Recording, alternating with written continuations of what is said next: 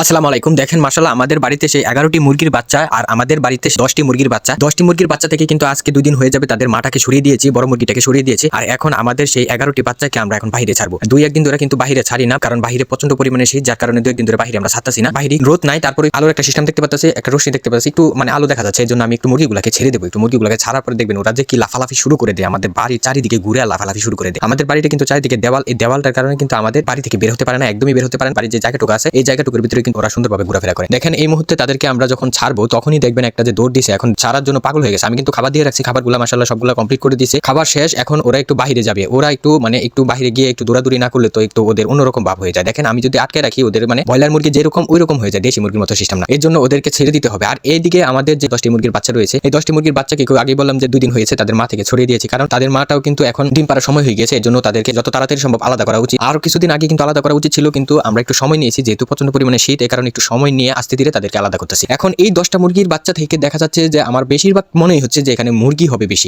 মুরুগ হবে না। আর কিছুদিন গেলে তারপর বুঝতে পারবো যে আসলে কি হবে, মুরুগ হবে না মুরগি হবে। 10টা বাচ্চা থেকে যদি 10টাই মুরগি হয়, যদি সাইজটা যদি বড় হয়, দেখতেছি যে তাদের সাইজটা গ্রোথটা অনেক সুন্দর, তখন আমি কি করতে পারি, তখন আমি ওদেরকে বাড়ির ডিম পাড়া যে মুরগির জন্য তৈরি করি, এই ডিম পাড়া মুরগির জন্য তৈরি করে ফেলবো, তাদেরকে রেডি করে ফেলবো আর কি, বড় বানিয়ে ফেলবো। বড় বানিয়ে এগুলোকে বিক্রি করবো না, এগুলোকে বাড়িতে ডিম পাড়াবো। যেগুলো মুরগি বর্তমানে আছে ওইগুলো তো আর 6-7 মাস গেলে কিন্তু ওরা বয়স্ক হয়ে যাবে, তারপরেও কিন্তু ওরা ডিম পারবে, 6-7 মাস গেলে তারা বয়স্ক হয়ে যায়। তখন আমাদের বাড়িতে আরো কিছু মুরগির দরকার। এর জন্য আমি চেষ্টা করতেছি যে এখান থেকে যেগুলো সুন্দর হবে, একটু আমার পছন্দ হবে, ওইগুলো খামারের ডিম পাড়ার জন্য রেখে দেবো। আর ছোট মুরগি রাখি না, কারণ হচ্ছে ছোট মুরগি যদি রাখি তাহলে ছোট মুরগি কিন্তু ডিম পারে ছোট, আর বড় মুরগি কিন্তু ডিম পারে বড়। আর আমাদের যে 11টি বাচ্চা এই মুহূর্তে ছেড়ে দিলাম, আপনারা দেখছেন এই 11টি বাচ্চা থেকে দেখেন কিছু মুরগি আছে, এখানে মুরগের বাচ্চা আছে 3টা 11টা থেকে, আর বাকিগুলো কিন্তু মুরগি। এই মুরগি থেকে কিছু কিছু বাচ্চা আছে অনেক ছোট, যেগুলো সাইজে ছোট ওইগুলো তো বেশি একটা পুষ্টিগুণে সম্পূর্ণ না, এই জন্য ওদেরকে রাখবো না। আর যেগুলো সাইজে বড় ওইগুলোকে আস্তে আস্তে বাড়িতে বড় বানিয়ে ফেলবো, ডিম পাড়ার জন্য তৈরি করে ফেলবো। এই বেচটা 10টা আছে, এই 10টা বেচে যদি দেখি মাশাআল্লাহ সবগুলো সুন্দর সবল, একবারে সুস্থ সবল, বড় সড়ো এক সমান হচ্ছে, একটু স্বাস্থ্যগ্রস্ত হচ্ছে, তখন কিন্তু আমি চেষ্টা করবো যে ওদেরকে রেখে দেওয়ার জন্য। এই 10টা ব্রিডারকে যদি আমি তৈরি করে নিতে পারি, তাহলে কিন্তু আমাদের আর বাহির থেকে খামারের জন্য মুরগি কিনতে হবে না। এদিকে যদি আমি বাহির থেকে মুরগি খামারের জন্য কিনি, তখন কিন্তু প্রচন্ড পরিমাণে ঝুঁকি হয়ে যায়। ঝুঁকি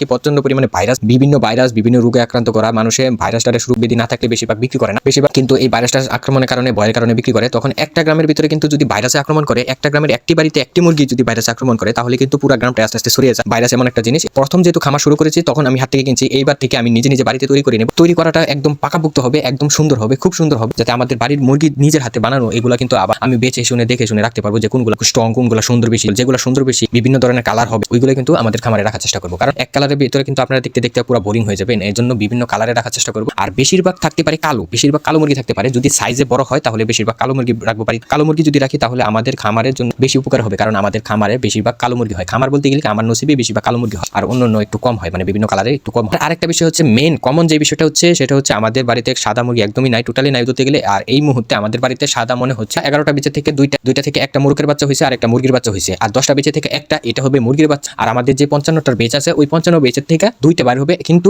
একটা হবে একদম সাদা, আর একটা হবে চেক বলতে গেলে সাদার ভিতর থেকে 1-2টা পাক কালো বের হয়ে গিয়েছে, ওইটাকে সাদা ধরতে পারি না। তাহলে আমাদের বাড়িতে একদম সাদা মুরগি হবে 4টা হবে আর কি। এই 4টা সাদা আমি রেখে দেওয়ার চেষ্টা করবো, যাতে পরবর্তীতে আমরা সাদা কালার বাড়াতে পারি। দেশির ভিতরে কিন্তু সাদা মুরগি বা সাদা কালারের মুরগি পাওয়া খুবই, এবং সাদা কালারের একদম গলা ছিলা মুরগি পাওয়া খুবই। বর্তমানে কিন্তু দেশি মুরগি যদি কিনতে যান, তাহলে বিভিন্ন ধরনের সোনালী মুরগি যেগুলো, ওইগুলো আপনাদেরকে ধরিয়ে দেবে, এইগুলোকে কি চাইনা ফার্মি নাকি কি বলা হয়, ওইগুলোকে আপনাদেরকে দেশি বলে ধরিয়ে দিবে। তার কারণে আপনাদের খামারে লসের সংখ্যা বাড়তে পারে। এবং দেশি মুরগির ক্ষেত্রে আপনারা যারা মুরগি পালন করেন তারা অবশ্যই জানেন যে তাদের আচার আচরণ, তাদের চালচলন কেমন হতে পারে, আর অন্য মুরগির চালচলন অন্যরকম। এটা আপনারা দেখলে বুঝতে পারবেন। অনেকেই বর্তমানে প্রতারণার শিকার হচ্ছে, সাদা কালার গলা ছিলা মুরগি কিন্তু খুবই রেয়ার, এটা পাওয়ার জন্য মানুষ একদম মরিয়া হয়ে যায়, যার কারণে বিভিন্ন প্রতারক তারা ঠকাচ্ছে। অনেক ভিডিওর ভিতরে দেখছি ভাই, আমাদের যে মানুষগুলা যেগুলা নতুন খামারি, তারা মুরগি চিনে না, আবার অনেকে চিনে তারপরেও কিন্তু ভুল জায়গার ভিতরে হাত দিয়ে ফেলে, এবং তার পরবর্তীতে আপনাদের সাদা মুরগি যখন ডেলিভারি করা হয়, ডেলিভারি পরবর্তীতে বাসায় নেওয়ার পরে দেখে অন্য মুরগি দিয়ে দিচ্ছে দেশি মুরগি। এটা প্রতারণা যারা করে তাদের শিক্ষা এমন, এটা বলে লাভ নেই। আর আমরা এখন চেষ্টা করতেছি আমাদের খামারে যাতে এই ব্রিডটা তৈরি করতে পারি। আমি বাইরে আশেপাশে অনেক খুঁজেছি, কিন্তু এইরকম গলা ছিলা সাদা ব্রিড পাইনি। এখন বাড়িতে আমি চেষ্টা করতেছি এই ব্রিডটা তৈরি করার জন্য।